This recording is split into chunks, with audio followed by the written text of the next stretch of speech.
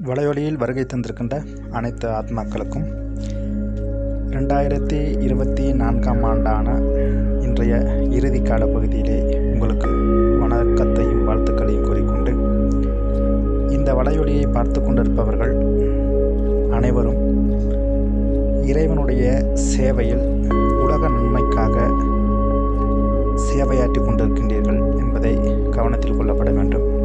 எனவே 2025ஆம் ஆண்டுக்கான நல்லாசிகளையும் தூய உணர்வுகளையும் உங்களுக்கு வழங்கி கொண்டு 2025ஆம் ஆண்டை நாம் ஒரு நல்ல வருடமாக எங்களிடம் காணப்படக்கூடிய இருள்மயமான நிலையிலிருந்து விலகி ஒரு ஆன்மீக நிலையை நோக்கி நாம் செல்வதற்கும், இந்த உலகம் பஞ்சபூதத்தால் ஆனவை, அந்த பஞ்சபூதங்களும் தூய்மையாகப்பட வேண்டும், 800 கோடி சனங்களும் தூய்மையாகப்பட வேண்டும் என வேண்டிக்கொண்டு, இன்று 2025ஆம் ஆண்டை வரவேற்கும் முகமாக ஒரு கவிதையை கூறலாம் என்று எண்ணுகிறேன்.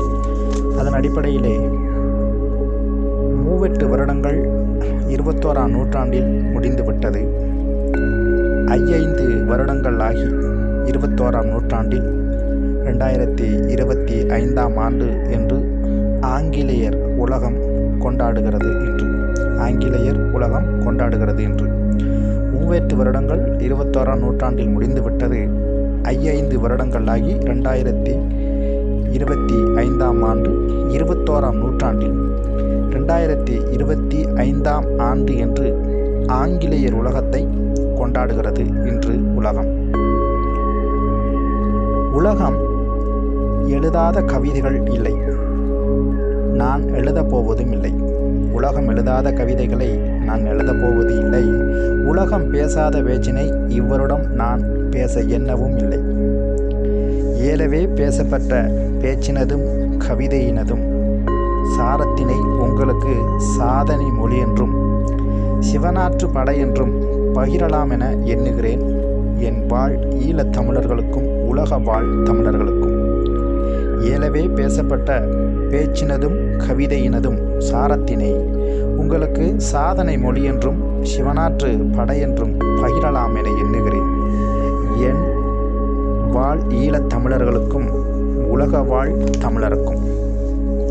உலகத்தை திருத்திய 10 நபர்களில் நல்ல பட்டியலை நாம் தேடினால் அதில் விஞ்ஞானிகளை விட மெஞ்ஞானிகள் அதிகம். உலகத்தை திருத்திய 10 நபர்களில் நல்ல பட்டியலை நாம் தேடினால் அதில் விஞ்ஞானிகளை விட மெஞ்ஞானிகளே அதிகம். மெஞ்ஞானிகளை தேடினால் மெய்சிலிர்த்து போவோம் இமயமல சாரலில் அடியாளத்தில் ஆள் பார்க்காத பாதம் படியாத பார்ப்போற்றும் பூவொன்று இருப்பது போல.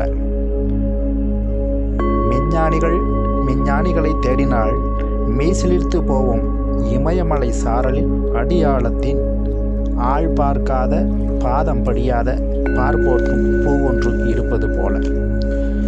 1936ஆம் ஆண்டுக்கு பின் பூமியில் ஏற்பட்ட மாபெரும் மாற்றம், ஆன்மீக தாக்கம் இன்று 2025ஆம் ஆண்டு வரை 89 வருடமே இவ்வுலகம் சமயங்களை சாட்சிப்படுத்திய தேவர்களும் உலக தத்துவத்தை ஆதாரப்படுத்திய ஆன்மீகத்தையும் அணுதினம் வளர்க்கிறது, அணுவாய் வளர்க்கிறது, அமைதியாய் வளர்க்கிறது. 1936ஆம் ஆண்டுக்கு பின் பூமியில் ஏற்பட்ட மாபெரும் மாற்றம், ஆன்மீக தாக்கம் இன்று 2025ஆம் ஆண்டு வரை 89 வருடம் இவ்வுலகம் சமயங்களை சாட்சிப்படுத்தி தேவர்களும் உலக தத்துவத்தை ஆதாரப்படுத்தி ஆன்மீகத்தையும் அணுதினம் வளர்க்கின்றது, அணுவாய் வளர்க்கிறது, அமைதியாய் வளர்க்கிறது. இவ்வருடம் உலகத்துக்கு இனியில்லா வருடம் என்று வாவா பங்கா முதல் வலையொலி கருத்துக்கள் வரை நாசாவின் வெளி வரை நாடெல்லாம் கதை கூறுகிறது, நல்ல பல கதைகளும் கூறுகிறது.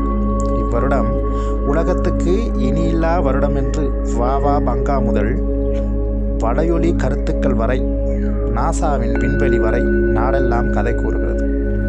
சுனாமினால் அழியும் என்று இலங்கையின் இதயத்தை தொட்டு பேசவும், உலகத்துக்கு வெப்பம் என்று உள்ளங்களை உரசி தீயிடும் சொற்களை சோதியிலே சேர்த்து நாம் கூறுவோம்.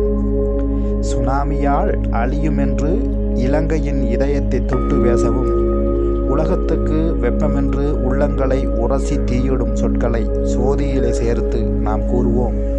2025ஆம் ஆண்டே வருக. 800 கோடி ஆத்மாக்களுக்கு எல்லா ஞானமும் பெருக. பஞ்சபூதங்களுக்கும் நல்ல ஆசீர்வாதங்களையும் இயற்கைக்கு வழங்கி இன்பம் பெறுவோம். 2025ஆம் ஆண்டே வருக. 800 கோடி ஆத்மாக்களுக்கு எல்லா ஞானமும் பெருக. பஞ்சபூதங்களுக்கும் நல்ல ஆசீர்வாதங்களையும் இயற்கைக்கு வழங்கி இன்பம் பெறுவோம். ஆண் பெண் அனைவரையும் ஆத்மாவாக்கி 33 கோடி தேவர்களையும் முதன்மைப்படுத்துவோம்.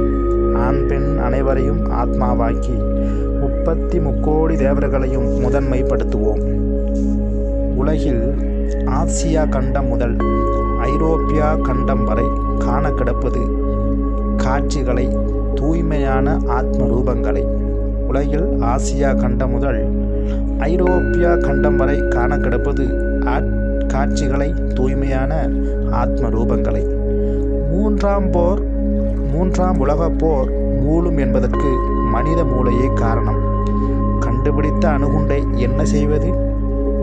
ஏதாவது செய்யத்தான் வேண்டும். எல்லாம் அடுத்த உலகிற்கான அடிக்கல் என்பதை யாரும் அத்துமீற இயலாது. என்ன செய்ய? 3ஆம் உலகப் போர் மூளும் என்பதற்கு மனித மூளையே காரணம். கண்டுபிடித்த அணுகுண்டுகளை என்ன செய்வது? ஏதாவது செய்யத்தான் வேண்டும். எல்லாம் அடுத்த உலகிற்கான அடிக்கல் என்பதை யாரும் அத்துமீற இயலாது. என்ன செய்ய? இவ்வருடமாவது இவ்வுலகம் ராஜயோக நிலையம் தேட வரவேற்போம். ராஜரீக நடத்தையுடன் பேச வரவேற்போம். ராஜரீக வாழ்க்கையை வாழ வரவேற்போம். வரலாற்றில் இனி சத்தியயுக காட்சிகளை காண அனைவரையும் தியான நிலையம் நோக்கி வரவேற்போம். இவ்வருடமாவது இவ்வுலகம் ராஜயோக நிலையம் தேட வரவேற்போம். ராஜரீக நடத்தையுடன் பேச வரவேற்போம். ராஜரீக வாழ்க்கையை வாழ வரவேற்போம். வரலாற்றில் இனி சத்தியயுக காட்சிகளை காண அனைவரையும் தியான நிலையம் நோக்கி வரவேற்போம். இத்துடன் இக்கவிதைகளை முடித்துக்கொண்டு, உண்மையில் இக்கவிதையின் கருத்தானது, இன்று உலகமானது பல்வேறுபட்ட இன்னலை நோக்கி காணப்படுகிறது என்று பல்வேறுபட்ட வலைத்தளங்களினூடாகவும், வலையொலி மூலமாகவும், இணையங்கள் மூலமாகவும், கணினி மூலமாகவும் பல்வேறுபட்ட காட்சிகள் காண்பிக்கப்பட்ட வண்ணம் இருக்கிறது. எது எவ்வாறாயினும் உலகத்தில் ஏலவே தீர்மானிக்கப்பட்டவை மீண்டும் மீண்டும் நடைபெறுகிறது என்பது உலகத்துக்கான தத்துவ ஞானம் கூறும் ஆழமான கருத்தாகும். எனவே 2025ஆம் ஆண்டு இக்காணொலியை பார்த்து கொண்டிருக்கும் அனைத்து ஆன்மாக்களுக்கும் எனது இனிய வாழ்த்துக்களையும் வரவேற்புகளையும் கூறிக்கொண்டு, இனி இந்த உலகத்தினுடைய செயற்பாட்டை எதனால் மாற்ற முடியும் என்றால், மனிதனுடைய எண்ணத்தாலும் மனிதனுடைய எண்ணத்தின் அதிர்வலைகளால் மட்டுமே மாற்றப்பட முடியும். எனவே அந்த மாற்றங்களை நோக்கி செல்வதற்கு முதலில் இந்த உலக மக்களுக்கும் இந்த உலகத்துக்கும் முதலில் தேவைப்படுவது கல்வியாகும். அந்த கல்வியானது பௌதீக கல்வி அல்ல, அது ஒரு ஆன்மீக கல்வியாகும். எனவே இந்த ஆன்மீக கல்வித்தான் ஒவ்வொரு மனிதனையும் சுயமாக வாழ வைக்கும், தன்னை ராஜாவாக மதிக்க வைக்கும். எனவே அந்த சுயமான மதிப்புக்காக அவன் தனக்குள் தானே ராஜாவாக வாழ்வதற்காக அடையப்பட வேண்டிய ஒன்றே ஒன்று ராஜயோகமாகும். அந்த ராஜயோகமானது நீங்கள் கற்றுக்கொள்ளப்பட வேண்டிய ஒரு தியான நிலையமாகும். எனவே எங்கெல்லாம் இந்த ராஜயோக நிலையம் என்று சொல்லப்படக்கூடிய தியான நிலையங்கள் இடம்பெறுகின்றதோ, இன்றைய 2025ஆம் ஆண்டளவிலாவது அதனை பெற்றுக்கொண்டு இந்த உலகத்துக்கு இறைவனுடைய வருகையானது கலியுகம் தாண்டி சங்கம யுகம் என்று ஒரு புதிய யுகம் ஆரம்பிக்கப்பட்டு நடைபெற்று கொண்டிருக்கின்றன. அந்த யுகத்தை நோக்கி நீங்கள் செல்வதற்காக 2025ஆம் ஆண்டு உங்களுக்கு எனது இதயபூர்வமான வாழ்த்துக்களையும் வணக்கங்களையும் கூறி விடைபெறுகிறேன்.